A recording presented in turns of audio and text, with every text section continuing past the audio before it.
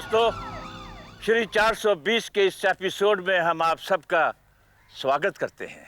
सबसे पहले तो हम आप सबका धन्यवाद करना चाहते हैं कि आपने हमारे सीरियल को सराहा, पसंद किया।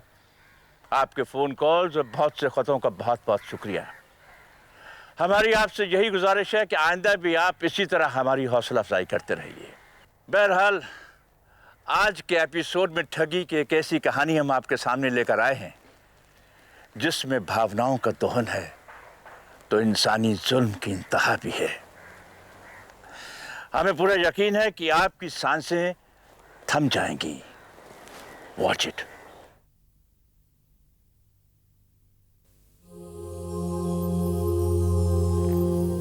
कविता।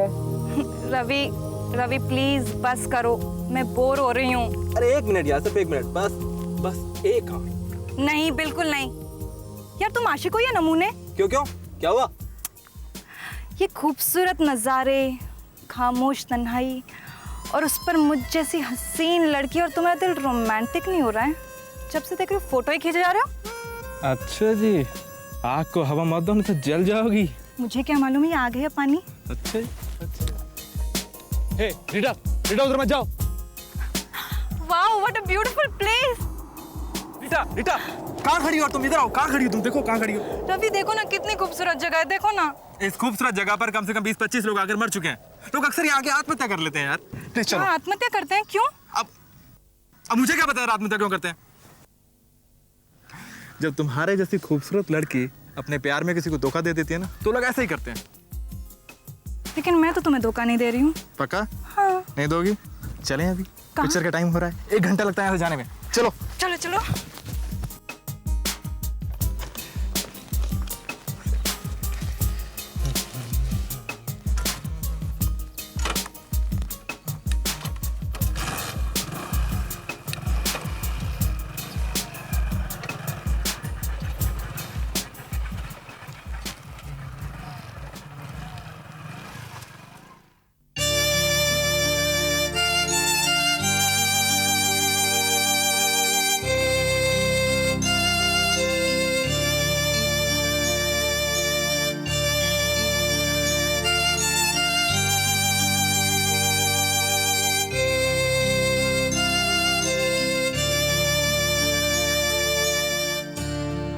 मिल जाएगी नौकरी।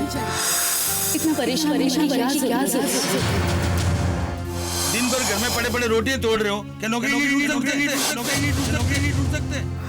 मैं इतनी कोशिश कर रहा हूँ, इतने इंटरव्यूज देता हूँ, मगर नौकरी मुझे मिलती है। ऊपर से नीचे बड़े बड़े अफसरों के आगे हाथ जोड़ चुका हूँ, पैर पड़ चुका हूँ, और क्या करूँ मैं? धीरज रखो, आज नहीं तो कल मिल ही जाएगी।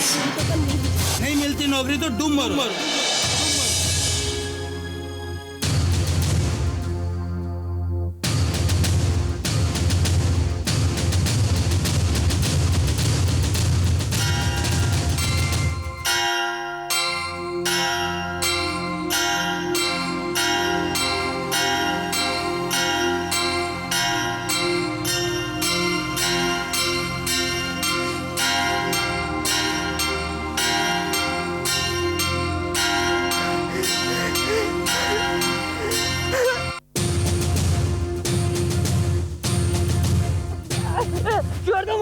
छोड़ दो मुझे मर जाने दो मुझे।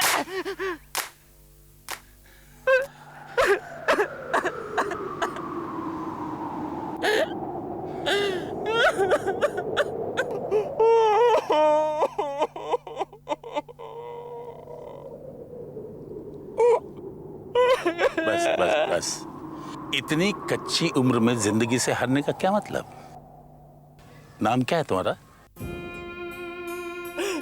क्यों बचाया मुझे? मर जाने दिया होता। अरे लेकिन तुम मरना क्यों चाहते थे? और ये झोले में क्या है तुम्हारे?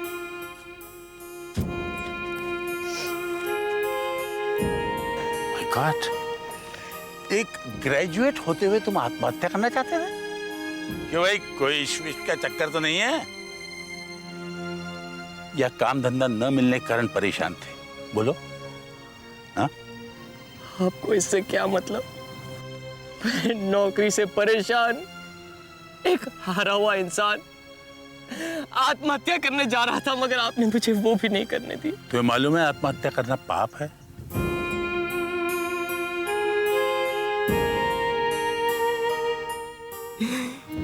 मेरे जैसा एक इंसान पाप और पुण्य के बारे में क्या सोचेगा साहब? अच्छा, अगर तुम्हें काम मिल जाए तो तुम अपना इरादा बदल दोगे? मैं तुम्हें काम दिला सकता हूँ। क्या? हाँ, यकीन करो मुझ पर, मगर मेरी एक शर्त माननी होगी। साहब अगर आप मुझे नौकरी दिला देना तो मैं आपकी सारी शर्तें मान लूंगा। ठीक है, तो फिर ये फाइल पकड़ो, आओ मेरे साथ।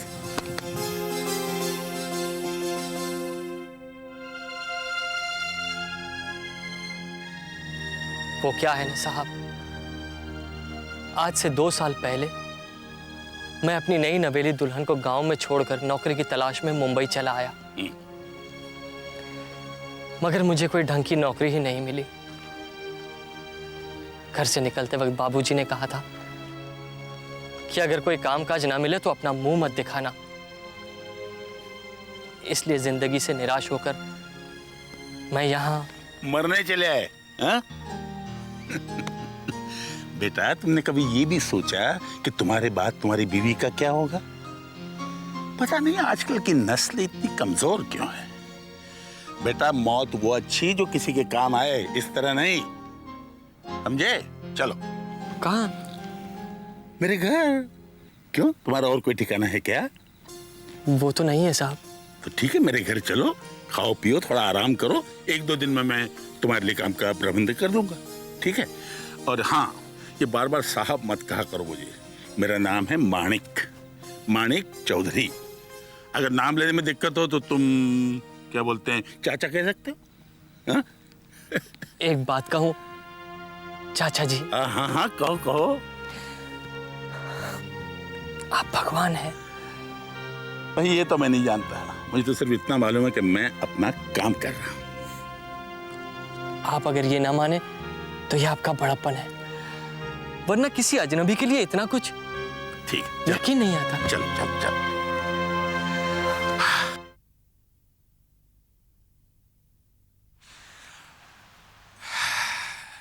ये मेरा घर।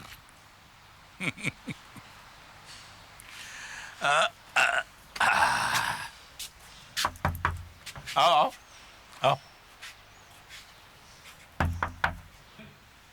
ये है मेरी पत्नी लक्ष्मी। आओ बेटे, आओ। का आओ बेटे।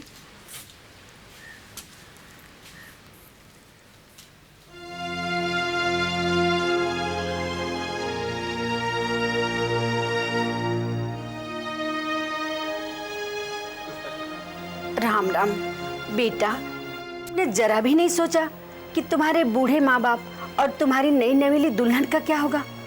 मैं तो यही सोचकर हैरान हो रही हूँ। अरे तुम भले हैरान हो रही हो, लेकिन बोल बोल के उसे क्यों हैरान कर रही हो? हाँ? पहले ही बेचारा टूटा बिखरा शर्मिंदा है और तुम भाषण पिलाए जा रही। अब जरा चुप रहो और जाके कुछ खाने पीने का बंदोबस्त करो, मुझे भी भूख लगी, बाद में शर्मा के आ जाना है। बेटा, तू अपना सर्टिफिकेट हमें दो। सर्टिफिकेट बेटा शर्मा जी को दिखाना पड़ेगा ना। हाँ, देखिए वो क्या कहते हैं।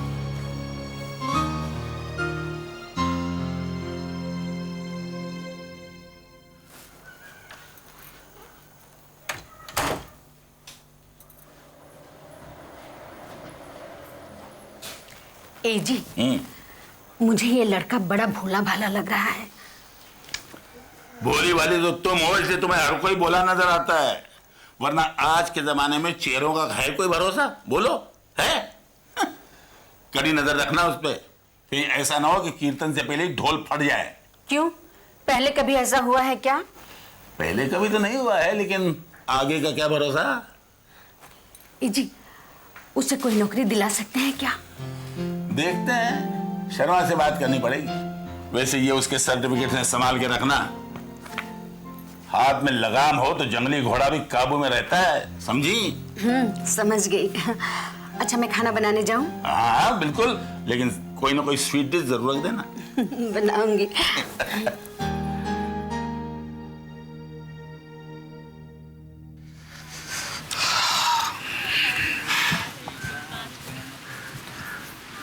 मानिक जी।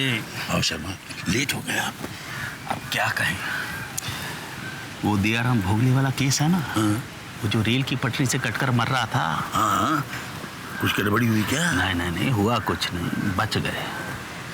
खेड़ेगर है ना इंश्योरेंस वाला, नखरे करने लगा, कहने लगा कि सर्टिफिकेट में गड़बड़ है, फिर से इंक्वायरी करनी पड़ेगी। फिर? घबराइए मत, पटा लिया, 5000 का चूना लगा।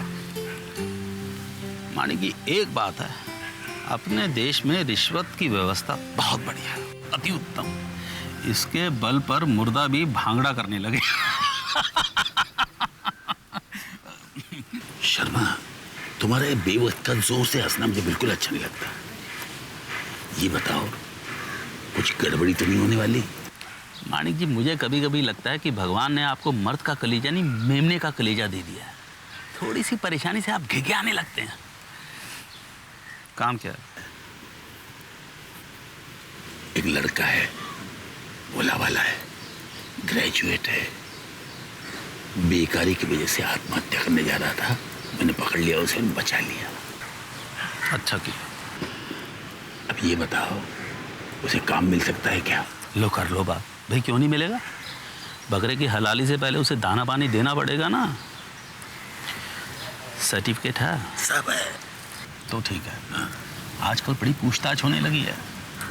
वो दियाराम भोगले वाला केस याद है ना, पका दिया था। ठीक है, मैं कल आपसे मिलता हूँ। ठीक है, मैं आपका इंतजार करता हूँ। अरे कुछ खाओगे पीओगे? नहीं, बस चलता हूँ। ठीक है, तुम चलो, मैं अलग से आता हूँ। जरा सर्टिफिकेट दिखाइए। शर्मा जी, सर्टिफिकेट मेरे पास है, मैं अभी लाता हूँ। बड़े नसीब वाले हो जो मानिक जी आपको मिल गए। बिल्कुल साधु आदमी है। वरना आज के ज़माने में इस कंक्रीट शहर मुंबई में कौन किसके लिए सोचता है? आप बिल्कुल ठीक कह रहे हैं। मेरे लिए तो चाचा जी बिल्कुल भगवान समान है। अरे बेटा, ये तो शुरू से ही ऐसे है। ये रहे सर्टिफिकेट्स।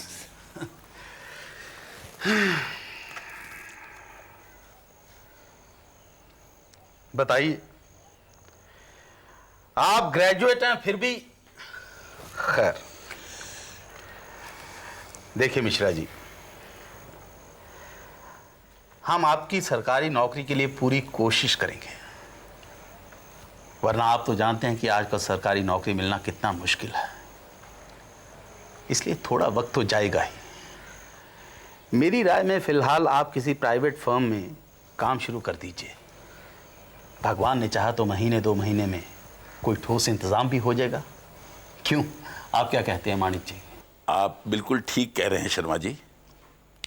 फिलहाल किसी प्राइवेट कंपनी में नौकरी लग जाए तो अच्छा रहेगा। काम करेगा तो मन लगा रहेगा इसका, और फिर बड़ा काम दिलवाने के लिए आप तो हैं ही।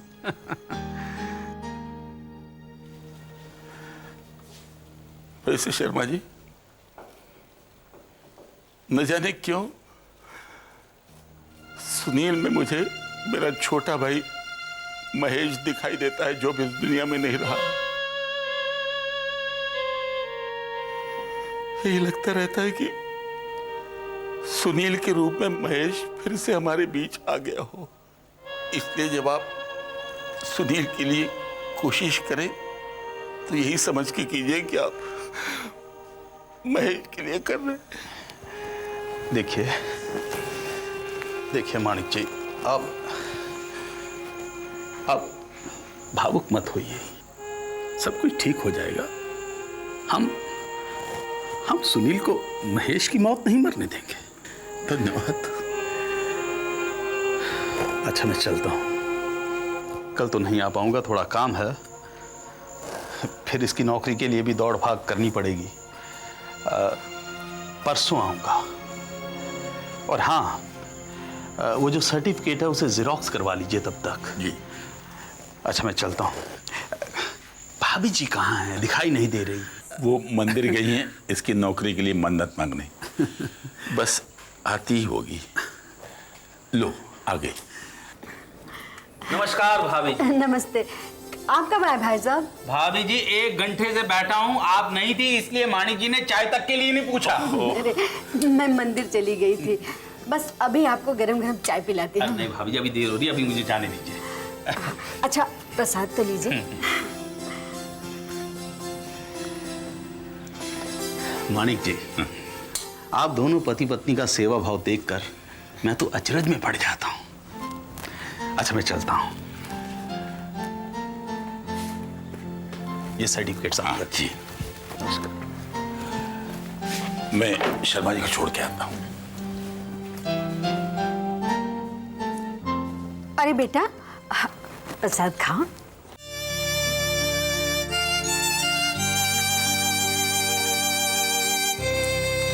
ले बेटा खाना खा ले। चाची जी, चाचा जी को तो आने दिया होता। अरे उन्हें देरी होगी, तू खाना खा ले। चाची जी मुझे भूख नहीं है। क्यों भूख नहीं है? कितना दुबला पतला हो रहा है तू। चल खा, खाना खा। खा ले बेटा। चाची जी एक बात बताइए, पूछो। ये महेश जी वाला क्या किस्सा है? ये तू क्यों पूछ रहा है? नहीं ऐसी कोई बात नहीं है।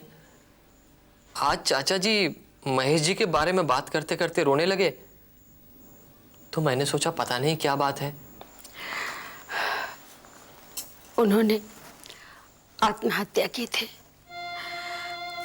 ठीक उसी जगह पे जहां तुमने।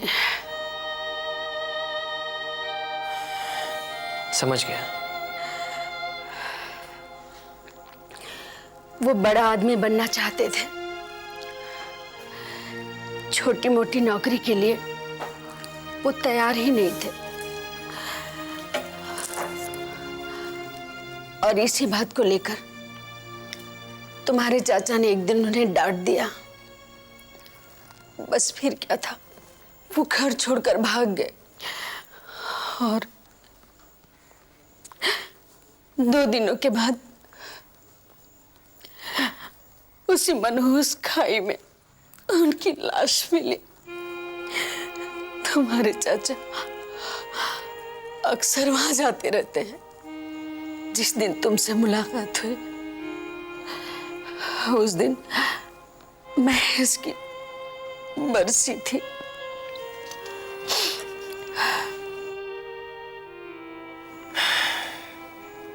बहुत दुख झेला है चाचा जी ने,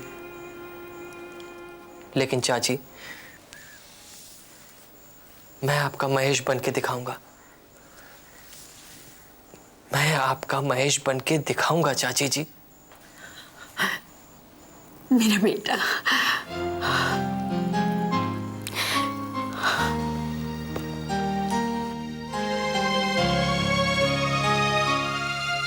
बालक के रूप में सुनील को भगवान मिल गया और दूसरी तरफ लक्ष्मी सुनील को अपने बेटे की तरह मानने लगी।